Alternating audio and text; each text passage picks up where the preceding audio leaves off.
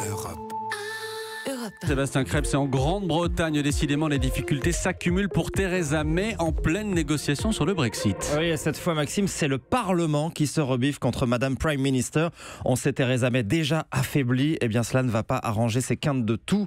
Une motion déposée par l'opposition travailliste minoritaire a finalement été votée contre son gouvernement.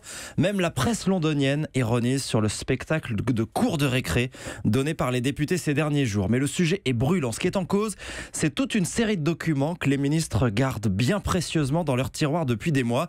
Des études d'impact chiffrant les conséquences précises, les conséquences économiques du Brexit sur 58 secteurs, quasiment toute l'économie, l'agriculture, le commerce, l'aérospatial, le tourisme.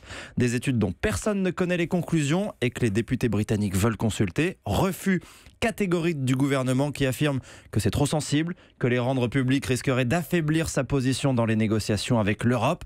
Alors les parlementaires ont sorti la grosse artillerie, une procédure typiquement british, rarissime et très à la mode au XVIIIe siècle, et qui leur permet d'en appeler directement à la reine. Nous demandons gracieusement à Sa Majesté de donner consigne au gouvernement de publier ces documents. Vous voyez, c'est demandé poliment. C'est demandé poliment, ça veut dire que le gouvernement n'a plus le choix aujourd'hui ?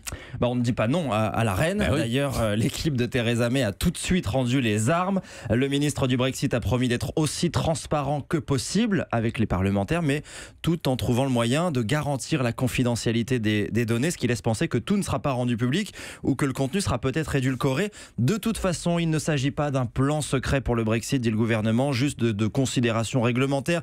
Pas grand-chose en somme, mais alors pourquoi tenter à ce point de le cacher ? Peut-être pour éviter de devoir reconnaître que la Grande-Bretagne risque gros, car des chiffres, il y en a, des études aussi. Dernière en date, il y a quelques jours, celle de Rabobank, alarmante. La banque estime qu'un Brexit sans accord coûterait 400 milliards de livres au Royaume-Uni en 10 ans.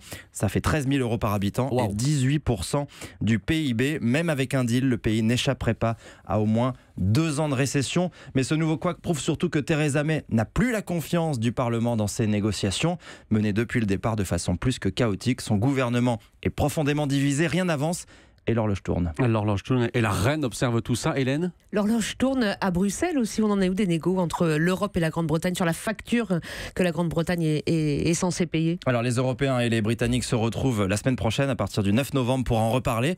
On en est à peu près nulle part puisque personne n'est d'accord sur le montant. C'est vraiment le chèque du divorce, c'est ce qui pose le plus de problèmes. Les Britanniques disent que c'est à peu près 20 milliards d'euros. Les Européens disent plutôt entre 60 et 100 milliards. Il va falloir trouver un accord et c'est pas du tout gagné. Et pour l'instant, on n'y est pas. Europe.